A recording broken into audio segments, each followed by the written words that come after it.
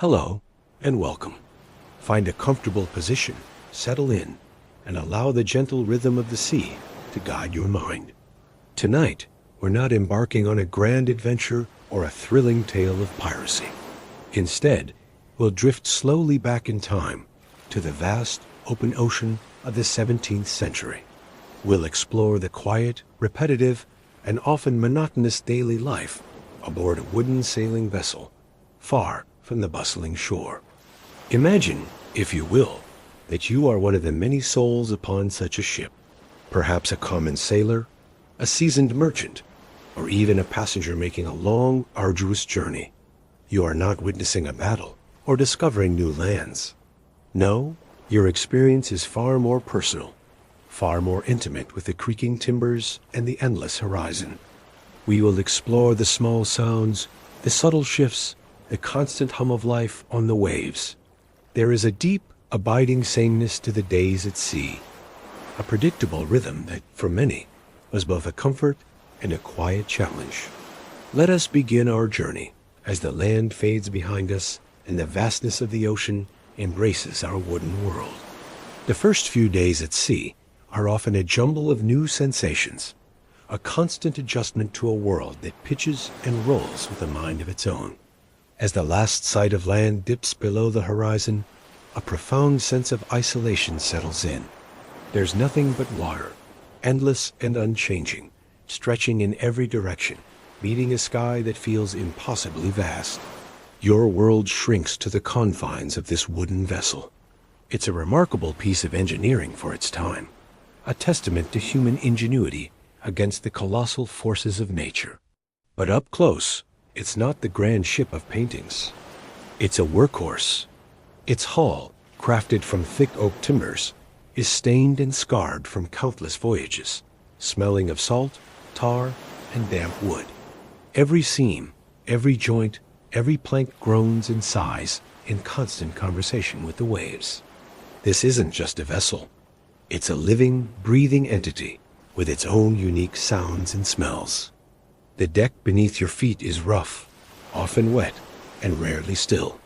It's worn smooth in places by countless footsteps, its graying visible beneath layers of pitch and grime.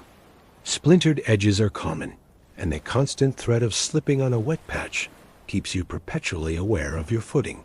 The sounds here are a chorus, the rhythmic slap of waves against the bow, the gentle groan of the rudder, the soft, sighing rustle of the sails as they catch the wind, a deep, resonant hum that vibrates through the ship's entire structure.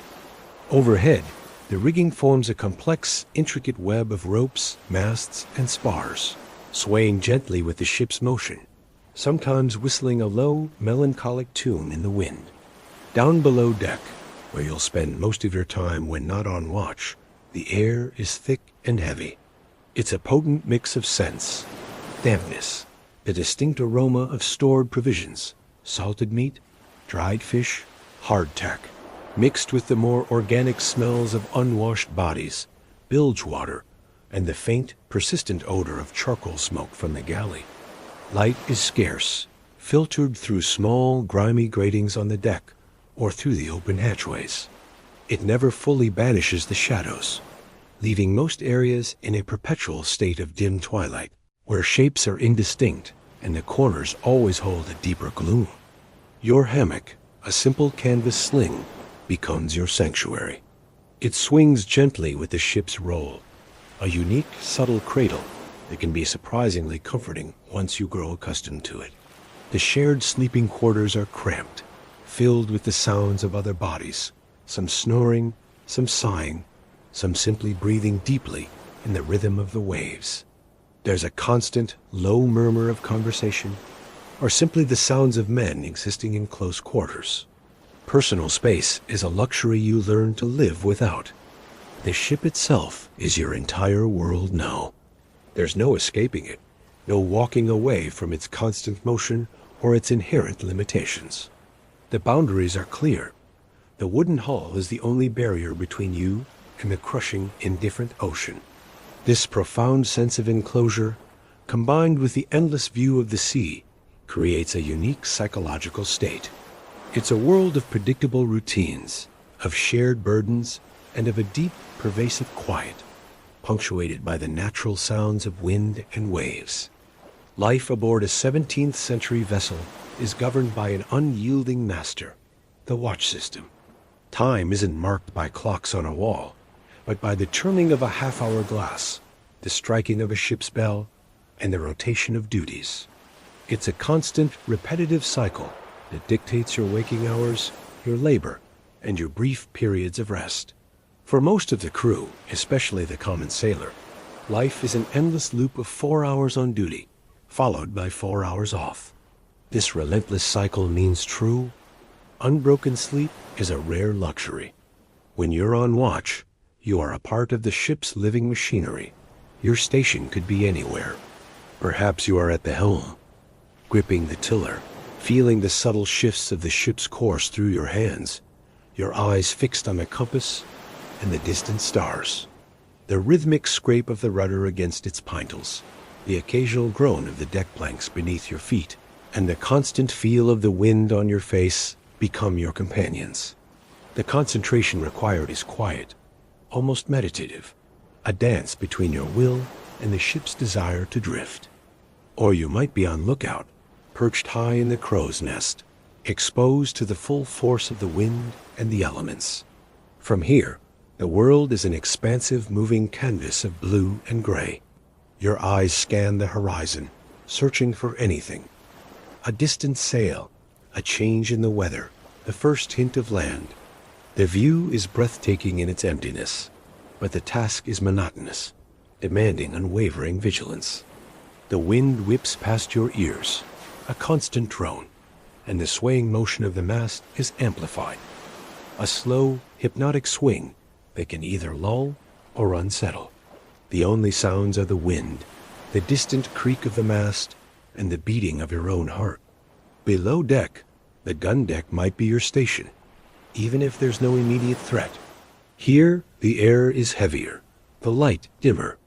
You might be checking the securing of the cannons, ensuring ropes are coiled, or simply standing by, listening to the ship's internal sounds, the drip of water from above, the scurrying of rats, the muffled sounds of the waves hitting the hull.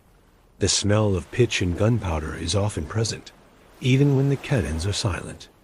The boatswain's whistle might occasionally cut through the air, a sharp, piercing sound signaling a change in task or the end of a watch. This is a call to action, but rarely a dramatic one. More often, it's a signal for routine adjustments to the sails, a slow, methodical process involving climbing the rigging, a dangerous, dizzying ascent up slippery ropes with the vast ocean churning beneath you. The ropes feel rough and thick in your hands, leaving faint burns and calluses. The wind tugs at your clothes, and the sheer height can be disorienting, yet it becomes a familiar, almost instinctual movement. Each knot, each pull, each shift of weight is a testament to practiced skill. The end of a watch is signaled by the ship's bell, a simple, repetitive sound, dong, dong, dong. Each strike marks another half-hour gone. 8 bells signals the end of the 4-hour watch. It's a small, deeply anticipated release. The new watch comes on deck, their faces still groggy with sleep, while your watch prepares to descend into the dim, noisy berth for their precious 4 hours of rest. The cycle continues day after day, night after night, a never-ending pendulum swing between labor and fleeting reprieve. Food on a 17th-century vessel is not about culinary delight. It's about survival, a relentless caloric necessity to fuel the unceasing demands of life at sea. Each meal is a stark, unavoidable reminder of your vast distance from land and the ever-present scarcity of anything fresh or truly palatable. It is monotonous, often unappetizing, and yet it is the very bedrock of your existence aboard this wooden world. The beating heart of the ship's cooking operations is the galley, a surprisingly small, often smoky space, usually located forward on the main deck or, in larger vessels, tucked away below. Within its cramped confines sits a simple brick or iron hearth, where a fire constantly burns. This flame is carefully guarded, cradled within metal grates to prevent errant sparks from igniting the ship, and expertly managed to account for the ship's constant pitching and rolling. The cook, a grizzled figure often chosen more for his endurance and resistance to seasickness than for any particular culinary artistry, labors here in a perpetual state of mild discomfort.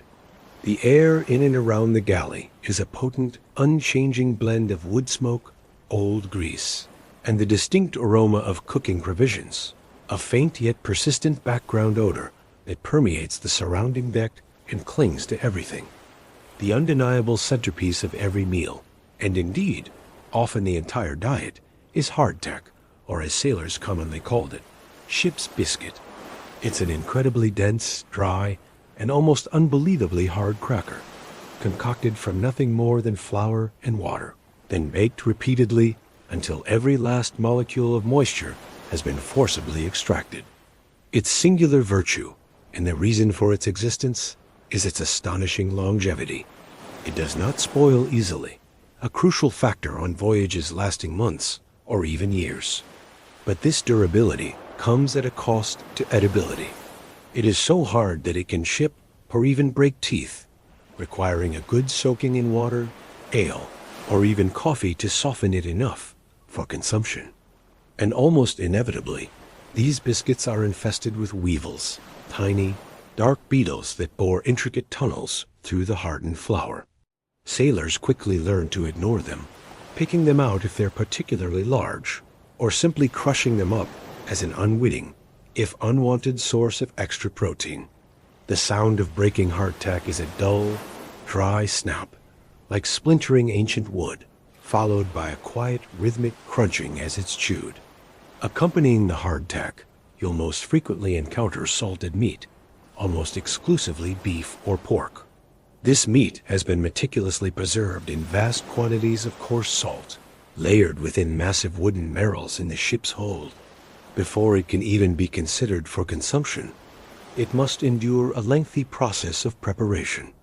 It is typically soaked for hours, sometimes even for days, in change after change of seawater, all in a desperate attempt to draw out some of the overwhelming saltiness.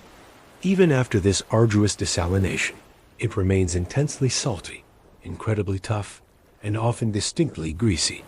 The act of cutting it is a laborious one, a slow, methodical sawing through stubbornly fibrous tissue with a dull, well-used knife. The smell is utterly distinctive, an intensely briny, almost metallic tang, overlaid with a faint, underlying odor of aged, cured meat. Another common sight, particularly for Protestant crews, is dried fish, typically cod or herring. Like its meat counterpart, it's tough and desiccated, demanding prolonged soaking and thorough cooking to render it even remotely edible. Its strong, pungent smell is pervasive, clinging to clothes, hair, and every corner of the cramped living quarters, lingering in the air long after the meal is consumed.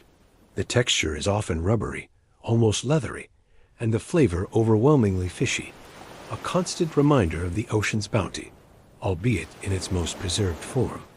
Fresh provisions are a true rarity, a fleeting luxury enjoyed only in the first few days after departing from port, or, with immense relief, upon finally making landfall.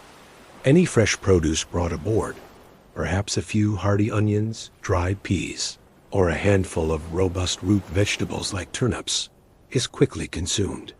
What remains often finds its way into the pottage, a thick, watery stew that is perpetually simmering in a large, soot-blackened cauldron over the galley fire.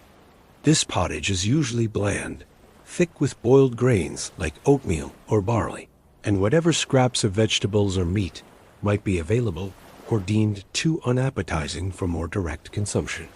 New ingredients are often added to the pot as older ones are scooped out, creating a kind of perpetual stew that ensures something warm is always available. Its taste is comforting in its warmth and its relative consistency, a stark contrast to the unyielding hardness of the biscuit. The sound of the pottage bubbling gently, a soft, intermittent burp and sigh as steam escapes, becomes a familiar, almost soothing background noise, a sign that the ship's vital organs are at work. Water, too, is a precious commodity, perhaps the most critical for survival. It's stored in massive wooden casks in the ship's hold, but stagnant water is a notorious source of illness. It quickly becomes foul, often turning green with algae and teeming with unseen microscopic life. To make it palatable, and more importantly, safer for consumption, it is almost invariably mixed with beer or small ale, a weak, low-alcohol brew. This small beer is the primary drink on board for men, women, and even children, universally considered safer than plain, stagnant water because the brewing process, however rudimentary, kills most of the harmful bacteria. The taste is bland, slightly bitter, and watery, but it serves its crucial purpose: hydration and a few extra calories. Later in the century, and increasingly into the 18th, rum would become a more common ration, a stronger, more potent spirit, often watered down into grog. The act of pouring it, a resonant sloshing sound as it cascades from a larger barrel into a communal bucket, followed by the clinking of metal mugs being filled, is a common occurrence, often accompanied by a low murmur of anticipation. Meals are eaten quickly, without ceremony, a purely functional affair. Sailors typically gather in small groups, finding whatever space is available on the deck during the day or in the cramped, dimly lit quarters below in the evening. There are no tables, no comfortable chairs, only makeshift surfaces, a coiled rope, an overturned bucket, or simply the hard, often damp, deck itself. The focus is purely on consumption, on getting enough calories into the body to sustain the physical demands of a long, arduous day, or to provide the energy for the next rigorous watch. The sounds during meal times are sparse: quiet chewing, the scraping of spoons against wooden bowls, or the dull clink of a knife against hardtack, and always the constant, omnipresent hum of the ship. There's a quiet camaraderie born of shared endurance, a common understanding that this monotonous, often unappetizing food is what truly binds you to life on the endless, indifferent sea, making one day much like the last and the next. Beyond the rigid structure of the watches and the brief, functional ritual of meals, the vast majority of your time aboard a 17th-century vessel is spent in constant, relentless work and maintenance. A ship, especially one made entirely of wood and exposed mercilessly to the elements, is a living entity, yet it is also a body in perpetual decay, demanding unceasing vigilance and tireless tending. There is no true downtime, no genuine leisure, only fleeting periods of restless reprieve before the next task inevitably beckons. Every sailor, regardless of their station or rank, is an integral, often unseen, cog in this ongoing, monotonous struggle against the corrosive forces of nature. The primary, most insidious enemy of a wooden ship is water. The ocean, vast and indifferent, is omnipresent, and leaks, however small, are an inevitable reality. The ship's timbers, though robust, are constantly battered by waves, flexed by storms, and subjected to the ceaseless pressure of the deep. Small fissures open, seams weep, and water, persistent and insidious, finds its way into the ship's lowest reaches, the bilge. The constant, rhythmic sound of the pumps is, therefore, a familiar and often disheartening sound.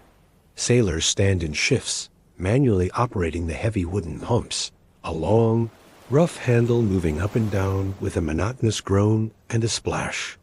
Water from the bilge, a foul-smelling mix of seawater, human waste, spilled provisions, and general grime, is drawn up and then directed overboard, often cascading onto the main deck. The stench of the bilge is distinct and unforgettable, a heavy, putrid aroma that can turn the stomach, a constant, sickening reminder of the ship's internal dampness and unseen filth.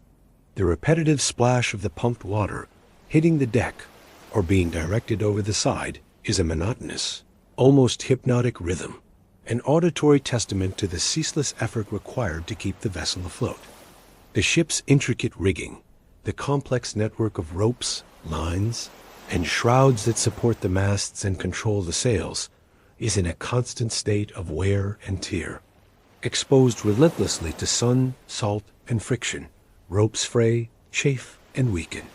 Consequently, splicing and repairing ropes is an unending task, a quiet, meticulous craft.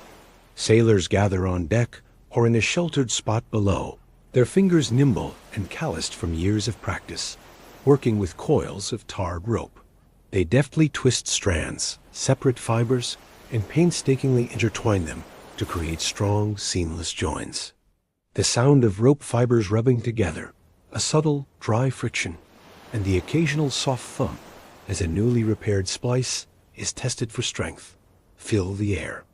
The tar, used to preserve the ropes and make them more resistant to water, leaves a sticky, pungent residue on everything it touches. Hands, clothes, tools, its sharp, earthy, almost acrid smell a constant, pervasive presence that becomes inseparable from the very scent of the ship. Cleaning the decks is another daily ritual, regardless of the weather. It is a fundamental chore, essential for hygiene and for preserving the wooden planks from decay. Buckets of seawater, often impossibly cold, are hauled up from over the side and thrown across the wooden planks with a broad, arcing splash. This is followed by the rhythmic scraping sound of holystones, heavy blocks of sandstone or pumice, often held by kneeling sailors, used to meticulously scrub away grime, salt, and any accumulated filth. The sound of these stones grinding relentlessly against the wet wood is a low, persistent rasp, a testament to hours of back-breaking scrubbing. The spray of cold, salty water and the constant dampness are simply an accepted part of the experience. The brief, crisp, clean smell of fresh seawater temporarily cuts through the heavier odors of the ship before it dries out, leaving behind the faint, sharp scent of salt. The sails themselves, massive expanses of heavy canvas, are perpetually exposed to the sun's harsh UV rays, the constant tug and snap of the wind, and the corrosive spray of the sea, making them incredibly prone to tearing and decay. Sail mending is a slow, painstaking, and highly skilled process. Sailors, often huddled in a sheltered corner of the deck or in the sailmaker's specialized workspace, sit with large, heavy needles, pushing them through thick, resistant layers of canvas.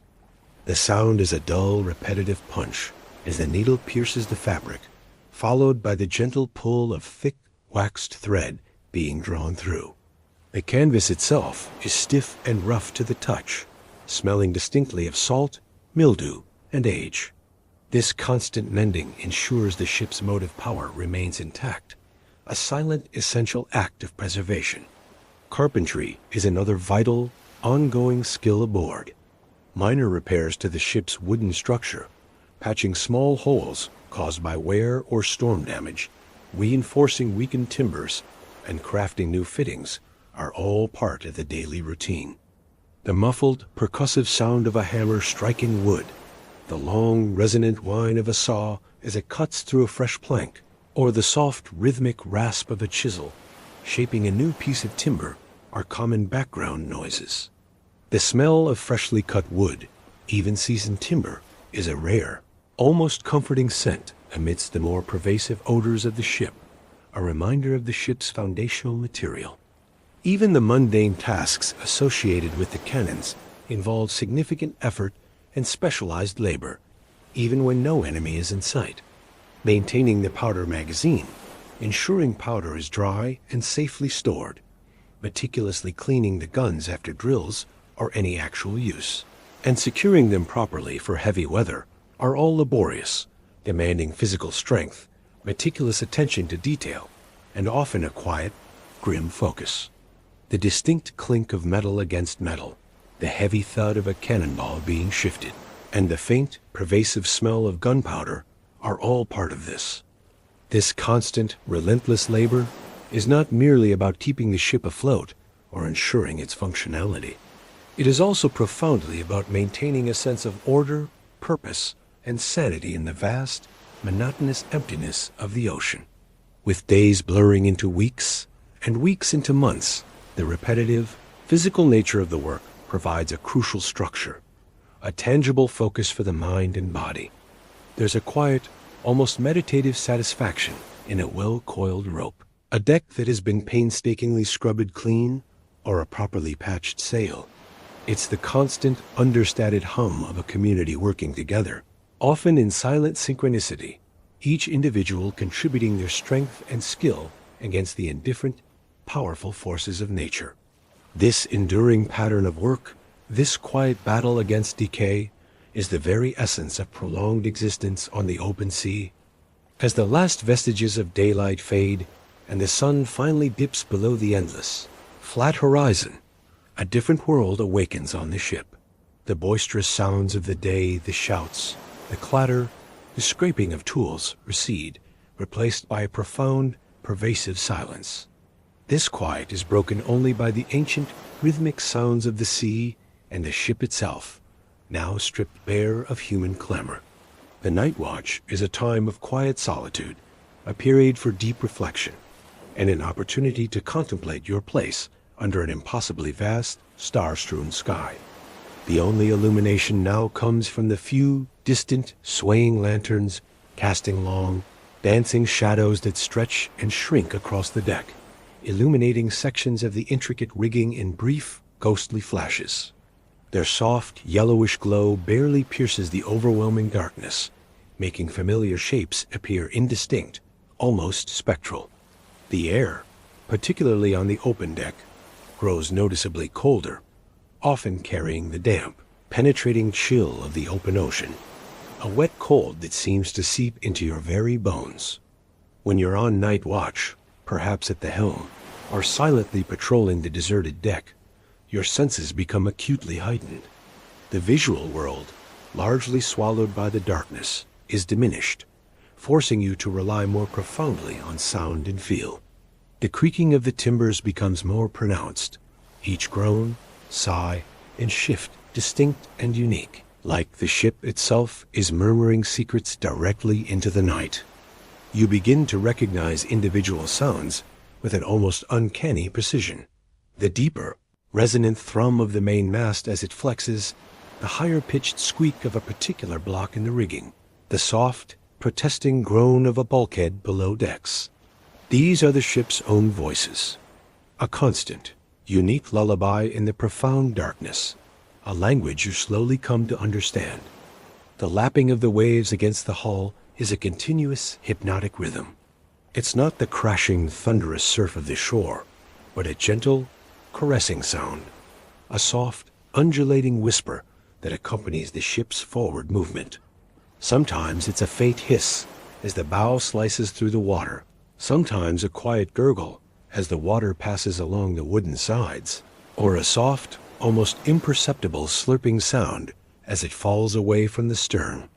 You can feel the subtle roll and pitch of the vessel more acutely in the darkness, a gentle cradling sway that becomes almost an extension of your own breath, a deep, primal connection to the ocean's immutable power. The wind takes on a dramatically different quality at night. It's no longer the boisterous, demanding force of the day, but a soft, whispering presence that sighs mournfully through the rigging. Sometimes it rises to a low, melancholic hum, like a distant, wordless song, before fading back to a gentle, almost silent rustle of the canvas. The sensation of the wind on your exposed face is cool, constant, and carrying the undeniable scent of salt, mixed with the vast, cold emptiness of the open ocean. It's a smell that cleanses the senses, momentarily pushing away the heavier odors of the ship. Looking up, the stars are an awe-inspiring, overwhelming spectacle. Far from the obscuring light pollution of land, the night sky is an infinite black velvet carpet, adorned with countless, impossibly bright pinpricks of light, stretching in every direction from horizon to horizon.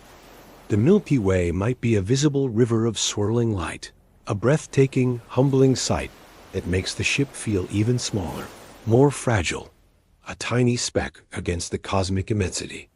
You might spend long moments simply gazing upwards, finding familiar constellations that serve as your navigation points, or simply losing yourself in the infinite expanse above, allowing your thoughts to drift aimlessly through the vastness. Below deck, in the shared sleeping quarters, those off watch are hopefully in a deep sleep, their breathing soft and rhythmic in the swaying hammocks.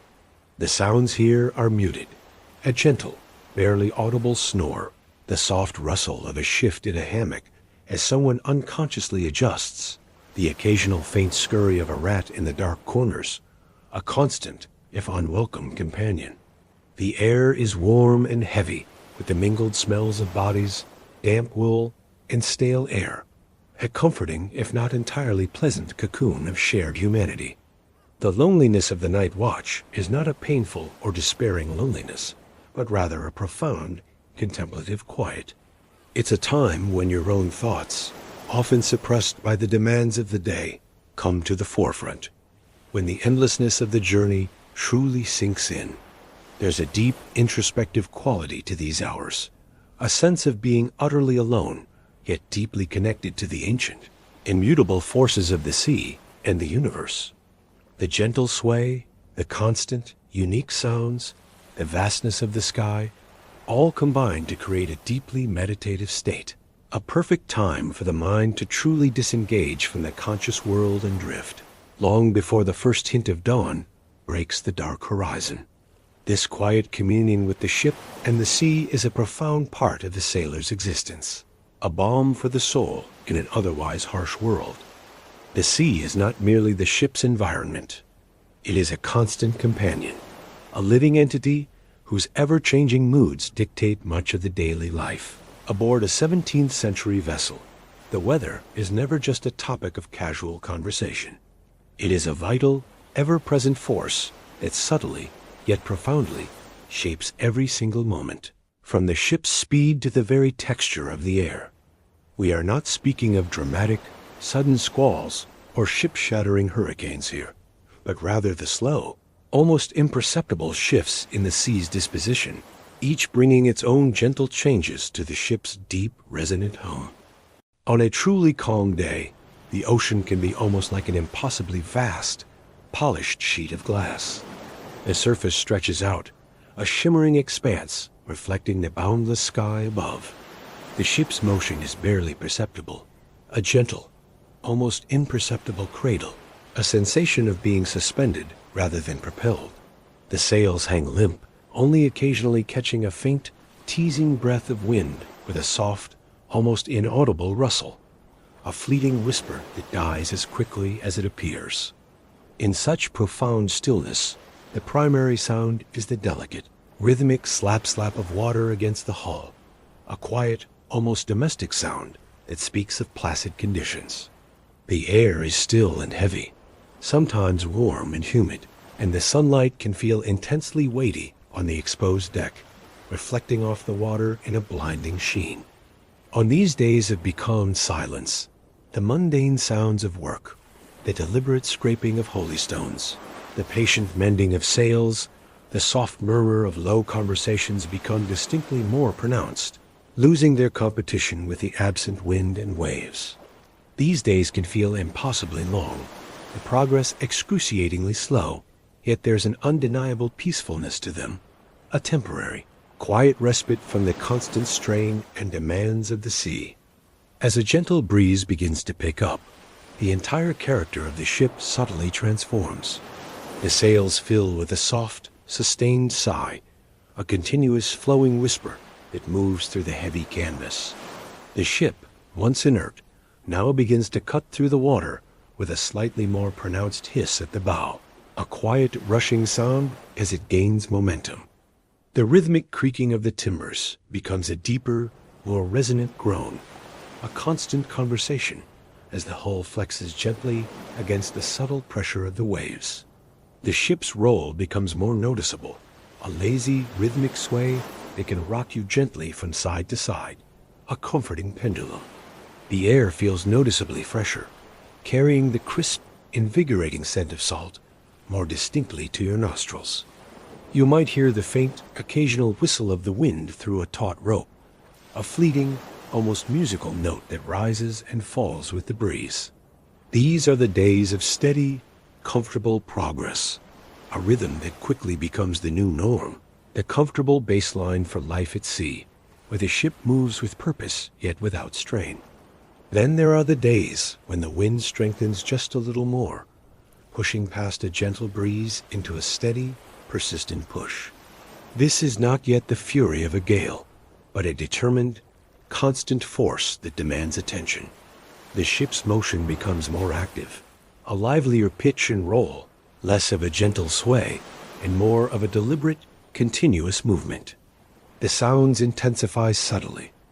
The lapping of waves turns into a more pronounced slap, sometimes a soft, hollow thump as a larger wave meets the bow head-on, sending a spray of cold water across the foredeck. The wind's sigh through the sails becomes a more determined hum, a deep, vibrational drone that you can feel through the very deck planks beneath your feet, a constant pressure. The rigging begins to hum and sing with a slightly higher pitch, a continuous, pervasive drone that wraps around the entire vessel. Below deck, the creaking of the timbers becomes more insistent, a louder, more constant dialogue between the stressed wooden planks. The air is filled with the pervasive sensation of movement, of being steadily propelled forward by an immense, unseen force. The smell of the ocean, the sharp, briny town, is ever present, carried on the stronger breeze, sometimes mixed with the earthy scent of wet wood. Even on these moderately windy days, the relentless work and maintenance continue, now subtly adjusted to the ship's more active motion. Walking the deck requires more conscious balance, a slight leaning into the ship's roll, a stronger grip on handholds. The sounds of daily tasks, the metallic clink from the galley, the soft rustle of sailcloth, now blend seamlessly with the rising voice of the wind and waves, becoming part of the ship's grand symphony. There's a constant underlying vigilance required, an unspoken awareness that the sea is powerful, even in its quieter moods, always demanding respect and attention. These subtle, gradual shifts in the weather dictate the minor adjustments to the sails, the slightly firmer grip on the helm, the ever-present alertness of the lookout. They are constant, slow-motion reminders that while the routine of life on board is monotonous, the environment itself is always in flux, always demanding adaptability and constant effort. These gradual changes become part of the ship's personality, a slow, gentle dance with the elements that defines the very essence of your prolonged existence at sea, drifting you further into its calming, rhythmic embrace. Even in the profound quiet that descends upon the lower decks, or during the long, monotonous stretches of a still watch, the ship is never truly empty of life beyond the human crew. Aboard any 17th-century vessel, a vibrant, resilient, and largely unseen ecosystem thrives within its wooden heart. These are the sounds of the ship's hidden inhabitants, the constant, subtle hum of creatures that have made this wooden world their own, weaving their movements into the very fabric of its existence. The most persistent, and often unwelcome, companions aboard are the rats. They are a given, a constant presence, scurrying with astonishing agility through the ship's intricate timbers, gnawing incessantly on ropes, and always seeking out any spilled crumbs or forgotten provisions. In the deep quiet of the night, when the human sounds are muted by sleep, or during a particularly still watch on deck, you might catch their faint, rapid scurrying sounds. A quick, light patter of tiny feet along a beam directly above your head, or a soft rustle from behind a wooden bulkhead. Sometimes there's a distinct scratching or gnawing sound, a quiet, insistent rasping that speaks of their tireless activity, slowly but surely eating away at the ship's integrity. Their presence is an accepted fact of ship life, a challenge that is acknowledged with traps and cats, but never truly eradicated. Their subtle movements, their constant, quiet industry, become just another layer in the ship's deeper, ambient sounds, a natural counterpoint to the larger groans of the hull. Less intrusive, perhaps, but equally present are the insects. In the warmer climes, or near the galley's persistent warmth, cockroaches might emerge from cracks and crevices, their hard bodies making a faint, almost inaudible rustling or skittering sound as they move swiftly across surfaces in the dim, perpetual twilight. In the dark, cavernous depths of the hold, where the precious provisions are stored, weevils constantly burrow through the hardtack and sacks of grain, their tiny movements creating a barely perceptible, constant ticking or crunching sound if you strain your ears and listen closely enough. These sounds are so incredibly subtle, they often blend into the background, becoming just another unconscious layer in the ship's complex acoustic environment, a testament to the sheer density of life within this floating wooden world. Occasionally, beyond the sounds of human and animal life, you might hear the soft, almost imperceptible creak of a ship's timber that isn't directly related to the ship's rolling motion. Instead, it might be a subtle shift in its internal structure, a gentle settling or contracting of the massive wooden planks as they respond to minor changes in temperature or humidity. These are the deep, organic sighs of the wood itself, a living material still adjusting to its new, waterborne existence. These sounds are profoundly natural, a quiet reminder that the ship is made of ancient, once living things, still breathing and responding in their own slow, deliberate way. Amidst these ambient, non-human sounds, there are also the private, unvoiced moments of the crew. In the vast, isolating emptiness of the ocean, with no land in sight for weeks on end, even the most gregarious or boisterous sailor finds moments of quiet introspection, a retreat into the inner landscape of their own thoughts. These are not typically grand, dramatic internal monologues, but rather the subtle, continuous workings of the mind as it processes monotony and isolation. You might hear the very faint, soft humming of a simple, repetitive tune, barely audible, a quiet, subconscious attempt to create a small pocket of familiarity and solace. Or perhaps the soft, rhythmic tapping of fingers on a wooden surface, an unconscious expression of restlessness, boredom, or deep thought. There's the constant, tactile sensation of cool, smooth wood against your hand as you lean against a bulkhead during a quiet watch, or the rough, abrasive texture of tarred rope as you absent-mindedly coil it, feeling the grit and stickiness against your palms. These tactile sensations are constant, grounding reminders of your immediate physical environment, tying you firmly to the wooden world around you. The persistent smell of pitch and salt from the deck, even in the depths below, becomes so ingrained in your senses that it's almost unnoticed, a fundamental part of the air you breathe, until a fresh gust of wind brings a slight, momentary change, a fleeting sense of newness. These are the truly boring moments, the slow, imperceptible shifts, and the constant, subtle background noises that fill the vast majority of time at sea. They are the details that define everyday existence aboard a 17th-century vessel, far removed from the dramatic narratives of exploration or conflict. They are the sounds and sensations that, through their very monotony and persistence, begin to lull the mind, allowing it to drift and settle into the quiet, rhythmic embrace of the ship's slow, unwavering journey across the endless, deep ocean. Let these subtle sounds and persistent rhythms guide you now, deeper into rest, as the ship continues its quiet, steadfast voyage through the vast expanse of history and through the long, peaceful night. Amidst the grand, unyielding rhythms of the ship and the vast indifference of the ocean, a sailor's life was not entirely devoid of personal moments, however small or fleeting. Even within the cramped, shared confines of the lower decks, or during the quiet moments of a long watch, individuals found ways to carve out tiny corners of peace, to engage in personal rituals that offered a subtle, almost unnoticeable comfort.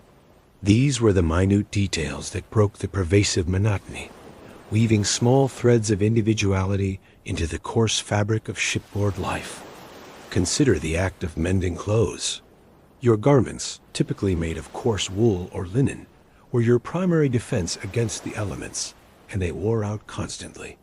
A torn seam, a frayed cuff, a worn patch, These were not merely aesthetic flaws, but weaknesses in your armor against the cold, wet, and wind. In off-watch hours, when the light was sufficient and the ship's roll not too severe, you might pull out a small, well-used sewing kit. This might consist of a few thick, blunt needles, coarse thread saved from old sails, and perhaps a small thimble. The sounds are quiet, intimate. The soft rustle of the rough fabric as it's manipulated, the gentle scrape of the needle as it pushes through the thick cloth, sometimes a faint click as it meets the thimble. It's a slow, repetitive motion, a tactile meditation that focuses the mind and offers a tangible sense of accomplishment, of self-sufficiency.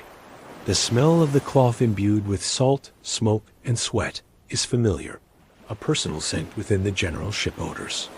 Then there was the care of one's few personal possessions. For a common sailor, these were scant. A small wooden chest or a canvas bag containing a spare shirt, perhaps a knife, a simple comb, a cherished letter from home, or a small, worn token. Each item was handled with a quiet reverence, a physical link to a world beyond the ship.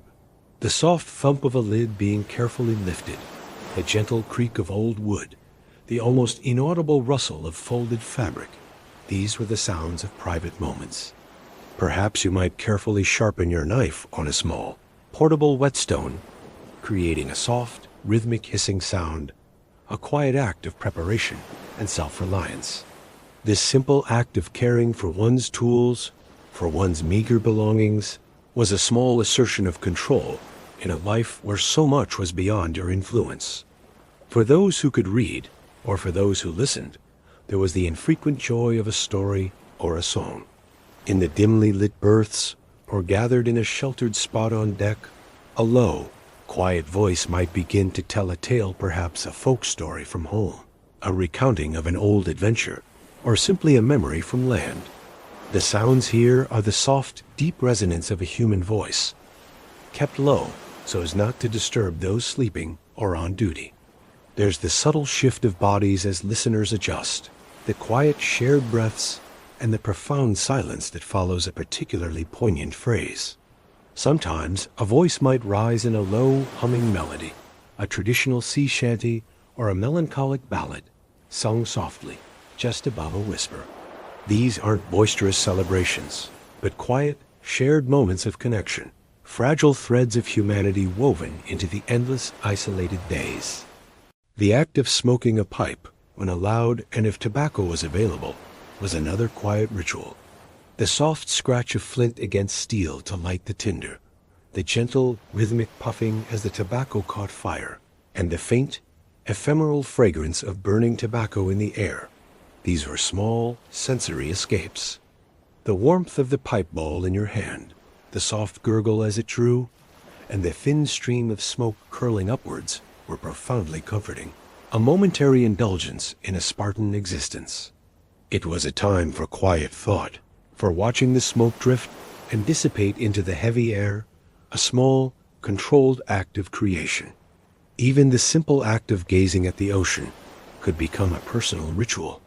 Leaning against the railing, feeling the coarse wood under your forearms, and simply watching the endless undulating expanse of waves. The hypnotizing rhythm of the swells, the shifting patterns of light on the water, the distant horizon that never seemed to get closer. These were sights that could induce a meditative state. The sound of the wind, the waves, the ship's creaking, all blended into a continuous hum that allowed the mind to drift, unburdened by immediate tasks or the constraints of the cramped quarters. This was a private communion with the immense, indifferent beauty of the sea, a chance to feel small, yet profoundly connected to something ancient and powerful. These small comforts, these quiet, personal rituals, were the lifelines of the soul on a 17th-century vessel. They were not grand acts, but simple, repetitive gestures that provided a fragile sense of normalcy and individuality amidst the overwhelming monotony and shared hardship. They were the gentle sounds of a life lived intimately, slowly, and in constant communion with the wooden world and the vast, indifferent sea, guiding one deeper into the quiet, rhythmic embrace of the night. On land, time is often marked by 1,000 tiny events: the ringing of church bells, the clamor of the market, the changing light through a window, the distinct routines of neighbors. But aboard a 17th-century vessel, far from any shore, time takes on an entirely different quality. It stretches and undulates, often blurring into an indistinguishable continuum, where days bleed into weeks, and the very concept of a beginning or an end seems to fade. This is the slow unfurling of time at sea, a monotonous yet profoundly immersive experience. The most consistent markers of time are the watch changes, signaled by the rhythmic striking of the ship's bell. Every half hour, a single dong, building to 8 dongs at the end of a 4-hour watch. This simple, repetitive sound becomes so ingrained, so utterly predictable, that it slips below conscious thought, a background hum to existence. It's a sound that marks the physical transition of bodies, but not necessarily the mental progression of a day. The faces of the sailors coming on watch are replaced by those going off, their expressions often mirroring the same weary resignation, a quiet understanding of the cycle they are all bound to. The shuffle of feet on the deck, the soft clatter of a musket being leaned against a railing, the quiet murmur of a handover, these are the subtle cues that indicate time's passage, not a vibrant dawn or a bustling street. Without the shifting landscape or the varied tasks of land-based life, the mind often seeks patterns in the unchanging. The horizon, an ever-present, perfectly flat line, remains endlessly distant, never seeming to grow closer or recede. The sun makes its slow, predictable arc across the sky, its rising and setting the most dramatic visual events of any given 24 hours. Yet even these grand celestial movements become repetitive, a familiar, unaltering performance. The way the light changes over the water, from the pale gray of pre-dawn to the blinding glare of midday, and then to the golden hues of sunset, is noted, but without urgency. It is simply the expected backdrop, as sounds of the ship themselves contribute to this blurring of time. The creaking of the timbers, once perhaps alarming, becomes a constant, almost soothing lament, a rhythmic conversation between the wood and the waves. Each groan and sigh, each subtle flex of the hull is repeated endlessly, a loop of sound that fills the silence. The lapping of the water against the hull maintains its steady pulse, an unchanging heartbeat of the voyage.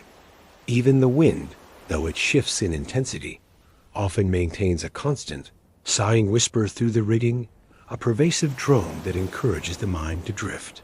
Conversation, too, takes on a predictable pattern. Without new experiences to draw upon, discussions often revolve around familiar topics: past voyages, distant memories of home, the quality of the provisions, or the subtle changes in the ship's motion.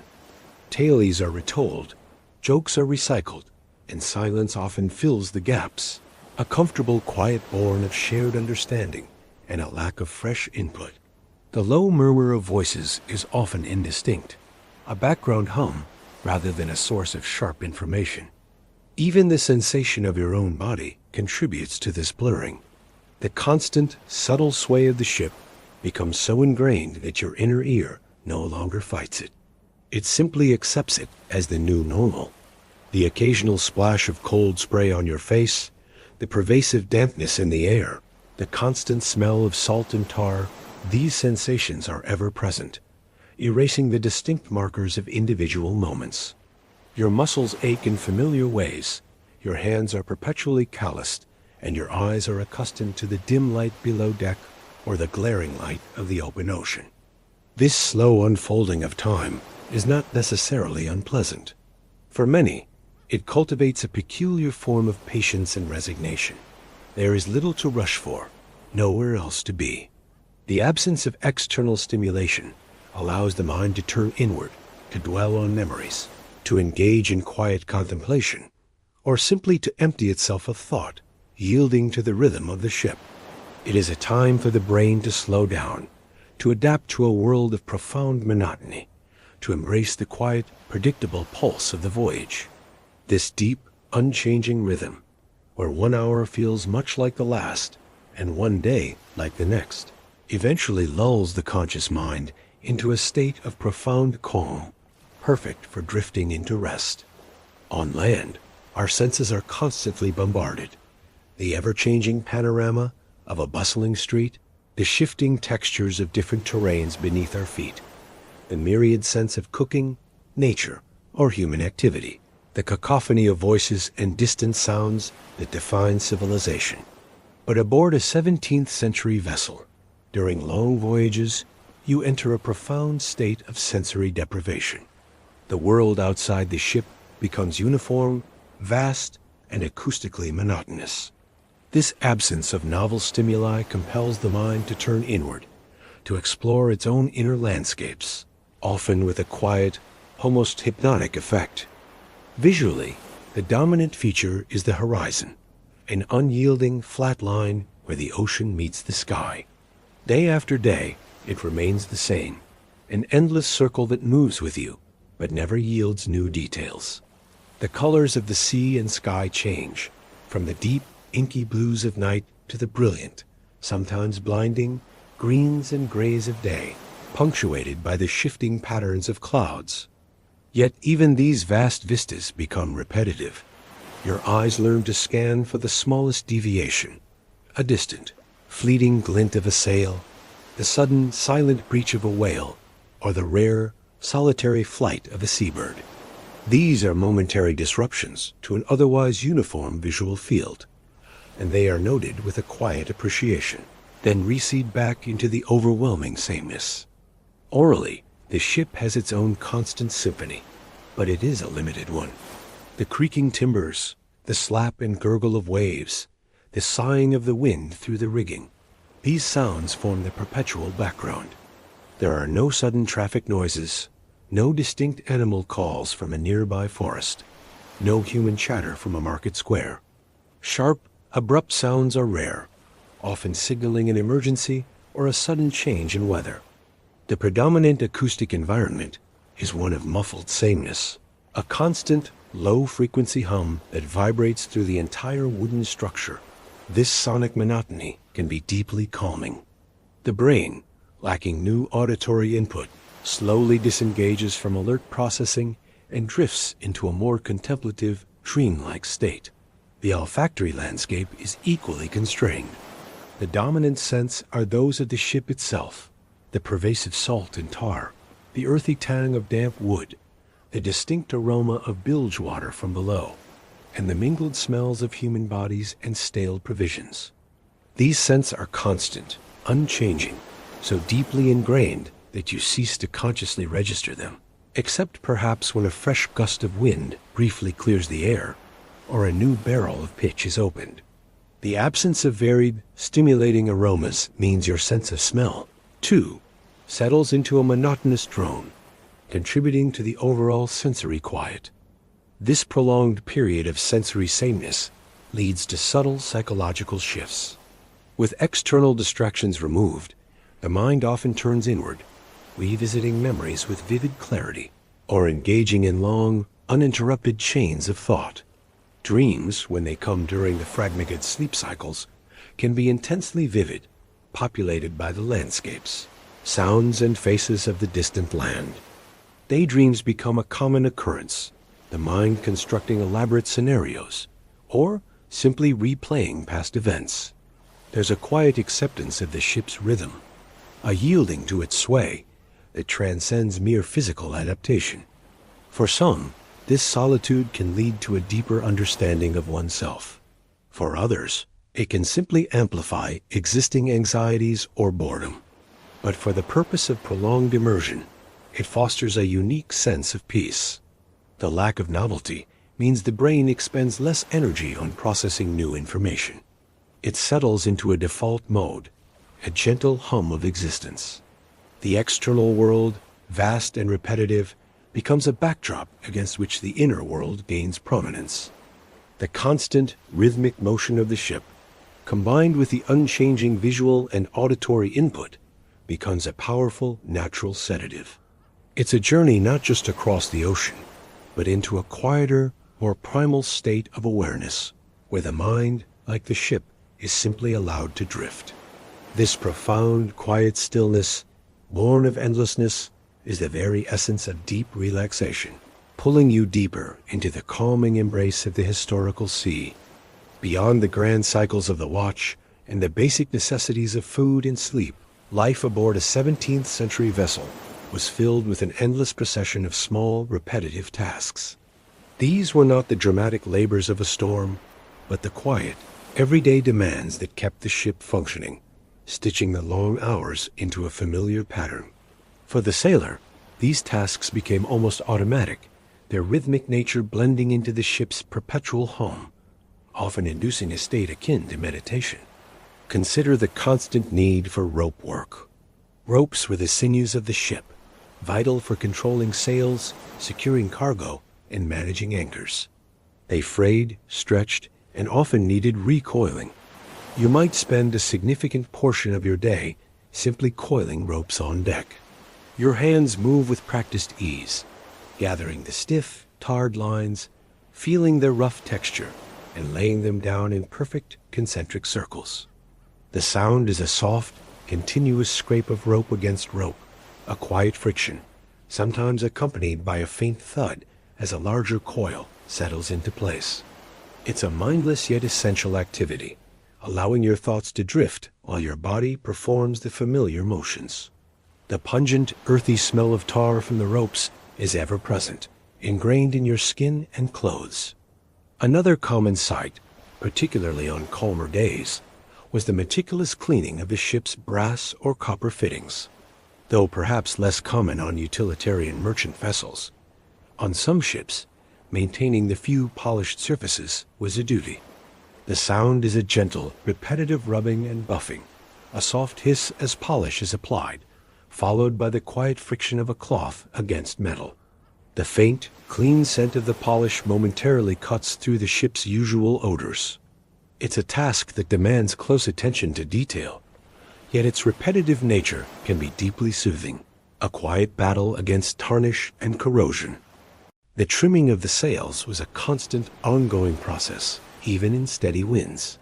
Small adjustments were always needed to maximize efficiency or compensate for subtle shifts in wind direction. This involved the quiet working of lines through blocks, a soft, consistent creak and groan of wood and rope under tension, followed by the distant, almost imperceptible flap and rustle of canvas as the sail adjusted. The sound of the wind, now momentarily engaged by the canvas, would shift slightly in tone, a low whistle or a gentle sigh. These adjustments were a slow dance between human hands and the invisible forces of the wind, a testament to the continuous interaction between ship and environment. Even the simple act of walking the deck during a patrol or to retrieve a tool became a rhythmic experience. Your feet learn the subtle contours of the worn planks, anticipating the ship's gentle roll. The soft shuffle of your boots on the wet or dry wood, occasionally punctuated by a faint squelch if a puddle was encountered, becomes a quiet, personal drumbeat. You might unconsciously count your steps, or simply let the repetitive motion guide your awareness. Below deck, in the realm of stored provisions, the movement of barrels and crates was a frequent necessity.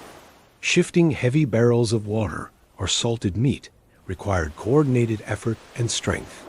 The sound is a dull, resonant thud as a barrel is rolled, a heavier scrape as it's nudged into position, and the occasional groan of the deck planks protesting the shifting weight. The earthy, damp smell of the hold, mixed with the brine of salted provisions, would briefly intensify. This was a deeper, heavier rhythm than the light work above, a powerful testament to the physical demands of ensuring the ship's sustenance. These unchanging details, these small, rhythmic tasks, fill the hours between watches. They are the background hum of survival, a constant, low-level engagement that prevents true idleness. They provide a predictable structure to the endless expanse of days at sea, their very repetition becoming a form of quiet therapy. The mind, accustomed to these gentle, monotonous rhythms, slowly lets go of external concerns, yielding to the hypnotic flow of life on the wooden vessel, drifting deeper into the calm, endless night of the historical ocean. Though a ship at sea can feel like an intensely solitary place, especially during the long night watches or in the quiet contemplation of personal tasks, it is also, paradoxically, a tightly knit community. You live in constant, close proximity with dozens, perhaps hundreds of other souls. Every breath, every sound, every shift of the ship is shared. This forced intimacy creates a unique social fabric, one woven from shared hardship and an acute awareness of collective reliance. Yet this internal cohesion exists within an almost absolute isolation from the vast world beyond the wooden hull. In the cramped sleeping berths, where hammocks hang in rows like cocoons, the sounds of shared existence are constant. The rhythmic breathing of sleeping shipmates, some deep and resonant, others light and shallow, creates a pervasive living hum. A soft snore might momentarily punctuate the quiet, quickly fading back into the background. The subtle rustle of coarse fabric as someone shifts in their sleep, the faint creak of a hammock rope under strain. These are the intimate sounds of human proximity, so familiar they become almost unnoticeable, a comforting background to your own rest. The air, thick with the mingled scents of bodies, stale breath, and damp wool, becomes the smell of your temporary home. During off-duty hours, moments of quiet communal activity might emerge. A small group might gather in a dimly lit corner, perhaps around a flickering lantern. The low murmur of conversation is often indistinct, a gentle background drone. Topics are limited by the unchanging environment. Memories of distant land, the peculiarities of a previous captain, or quiet observations about the day's weather. Laughter, when it occurs, is often soft and quickly stifled, so as not to disturb those trying to rest. The occasional clink of a shared mug as ale is passed around, the soft snap of hardtack being broken. These are the sounds of simple shared sustenance. There is a palpable sense of camaraderie, an unspoken understanding of shared endurance. These are the quiet moments where the bonds of ship life are forged, not in grand declarations, but in the mundane acts of everyday survival. Despite this internal community, the overwhelming feeling is one of profound isolation from the world. The vast open ocean stretches endlessly in every direction, a boundless, indifferent expanse. There are no letters from home arriving daily, no fresh newspapers, no distant sounds of urban life. The only communication with the outside world is the sight of another distant sail, a rare and often significant event.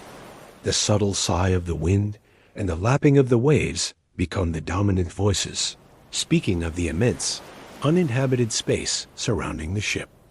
This isolation has its own subtle effects. Time loses its external anchors. Days of the week, dates, and even seasons begin to blur. The outside world, with its complex politics and bustling societies, recedes into a hazy memory. Your immediate reality becomes paramount. The integrity of the ship, the health of the crew, the progress of the voyage. The concerns of land feel impossibly distant, almost irrelevant. This detachment can be a form of quiet liberation, freeing the mind from external anxieties. The ship becomes a tiny, self-contained universe, a microcosm of humanity adrift on an endless, indifferent void. The sounds of its communal existence, the quiet breaths, the hushed conversations, the shared movements, mingle with the constant external sounds of the sea, creating a unique soundscape that is both intensely intimate and overwhelmingly vast. This dual reality of communal enclosure and profound isolation fosters a unique state of being, where the mind, like the ship itself, is suspended between two worlds, gently rocking in the embrace of the deep, historical ocean, drifting further into peaceful slumber. As days turn into weeks, and weeks into months, the relentless passage of time at sea leaves its indelible mark, not just on the crew, but on the ship itself. A 17th-century wooden vessel is in a constant, subtle state of decay, a gradual wearing down by the very elements it navigates. Yet, within this slow erosion, there is a profound resilience, a quiet persistence that becomes another deep, calming rhythm of life aboard. The wood that forms the ship's backbone, its ribs and its skin, is perpetually under siege. Exposed to the cycle of salt spray, drying sun, and damp air, its surfaces slowly weather. You might notice the deck planks, once merely worn, beginning to show deeper gouges where countless boots have scraped. The once bright paint or protective pitch on certain areas fades, becoming duller, more muted. The texture of the wood, when you lean against a bulkhead or run your hand along a mast, feels different now. Rougher, more porous, perhaps even slightly spongy in places where dampness has lingered. The creaking and groaning of the timbers, once a mere background hum, now seems to carry a deeper history, each sound a testament to the thousands of miles traversed, the countless waves endured. It's the voice of an aging giant, slowly settling into its longevity. The ropes, the vital sinews of the ship, grow stiffer, more heavily impregnated with tar and salt. Their individual fibers, once distinct, become matted and fused, offering greater resistance to the hand. The sounds they make, the soft scrape through a block, the gentle thump as they're coiled, carry a heavier, more resonant quality, a deeper friction that speaks of long use. Even the canvas sails, constantly exposed to the sun's harsh UV rays and the relentless flapping of the wind, lose their initial crispness. They soften, become more supple, their color fading to a bleached gray or off-white. The sound of the wind filling them is a softer, more pervasive sigh, less sharp, more a gentle, continuous rustle. Below deck, the signs of slow decay are more subtle, but equally present. The persistent dampness might leave faint, dark stains along the lower parts of bulkheads, or a thin, almost imperceptible film of mildew on untouched surfaces. The air in the hold, where provisions are stored, takes on a richer, more complex aroma, a deeper mix of aged wood, dampness, and the lingering scent of past cargo. The occasional drip of water, not from a leak, but from condensation accumulating on a cold beam, becomes a familiar, gentle punctuation in the quiet. Drip, drip, a slow, steady cadence. And then there are the pests, the unseen indicators of the ship's living decay. The scurrying of rats behind the planking becomes more frequent, their scratching more confident. The almost imperceptible ticking of woodworms in forgotten corners, a sound so faint it's often dismissed as imagination, speaks of the slow, methodical work of nature reclaiming its own. These sounds are not alarming, but rather a quiet, persistent reminder of the ship's organic nature, its slow return to the earth from which it came. Yet, despite this constant, gentle wearing down, there is an immense resilience. The ship endures. It continues to ride the waves, to hold its course, to protect its human cargo. This quiet resilience is mirrored in the crew. Their movements, once perhaps marked by initial seasickness or unfamiliarity, become ingrained, fluid, perfectly adapted to the ship's motion. Their faces, weathered by sun and wind, show the quiet strength of endurance. Their hands, though raw and calloused, move with a practiced efficiency that transcends mere labor. This slow, continuous process of decay and resilience creates a unique, almost timeless atmosphere aboard. It's a place where the passage of time is marked less by clocks and more by the subtle changes in the ship's very being. The sounds, the deep creaks, the rhythmic lapping, the soft sighs of the wind become woven into a continuous, unbroken fabric of existence. This enduring hum, the gentle interplay of wearing away and holding fast, forms a profound, steady rhythm, guiding you deeper into the quiet, unchanging embrace of the historical sea, fostering a sense of deep calm and leading you gently towards rest. As our journey aboard this 17th century vessel draws to a close, we find ourselves not at a bustling port, but still suspended in the vast, unchanging embrace of the open ocean. The aim of this quiet voyage was not to reach a destination, but to immerse you in the very essence of the journey itself, a profound monotony, the subtle rhythms, and the unique, pervasive quiet that defined life aboard a wooden ship in an age long past. The horizon remains as it always was, an unbroken, perfectly flat line, an infinite circle where the vast expanse of water meets the boundless sky. It is a visual representation of the endlessness that pervades this world. The sun continues its slow, predictable arc, a silent timekeeper above the gently swaying masts. Whether it is dawn painting the sky in soft grays, or twilight casting long, dim shadows across the deck, the transition is always gradual, always serene. The sounds of the ship are now deeply familiar, almost an extension of your own breath. The creaking of the timbers, a language you've come to understand, continues its low, constant conversation, each groan a whisper of strength and endurance. The lapping of the waves against the hull maintains its rhythmic pulse, a soft, hypnotic beat that resonates through the entire vessel, a gentle lullaby. The wind, a constant but never intrusive companion, sighs through the rigging with an almost ethereal whisper, a continuous soothing drone that fills the vast silence.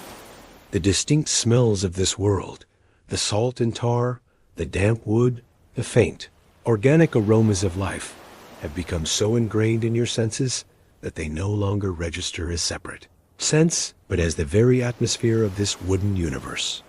They are the background to your deeper awareness, a constant, comforting presence. You have experienced the rigid cycle of the watch, the fleeting reprieve of rest, the monotonous yet vital sustenance of hardtack and salted meat, and the unending demands of maintenance that kept this wooden world alive. You felt the rough texture of ropes, the smooth coolness of worn wood, and heard the subtle scurrying of unseen companions in the quiet darkness below. This is the true history of the sea for most who lived it, a history not of grand battles or heroic discoveries, but of endurance, repetition, and quiet adaptation. It is a story told in the persistent creak of a timber, the gentle splash of a wave, and the slow, unwavering hum of a ship cutting its path through an endless ocean. Allow these sounds, these sensations, and this profound monotony to wash over you now. The ship continues its slow, steady journey. There is no urgency, no need to rush. The world outside the hull has receded. You are cradled in the ancient embrace of wood and water, drifting with the gentle, timeless rhythm of the 17th century sea. Let the creaks and whispers of the vessel guide you deeper into rest, deeper into the quiet, calming currents of historical sleep. If you found peace and tranquility in this quiet journey through history, we invite you to become a part of our growing community. Subscribe to our channel to join us on future voyages into the soothing depths of the past. If this experience helped you drift off to sleep, please like this video. It helps others discover these calming historical narratives. We'd also love to hear your thoughts. Leave a comment below and share what part of this journey resonated with you most, or suggest other historical eras you'd like to explore for sleep. Finally, if you know someone who might benefit from this unique blend of history and relaxation, please share this video with your loved ones. Thank you for embarking on this tranquil voyage with us. May your sleep be deep and undisturbed.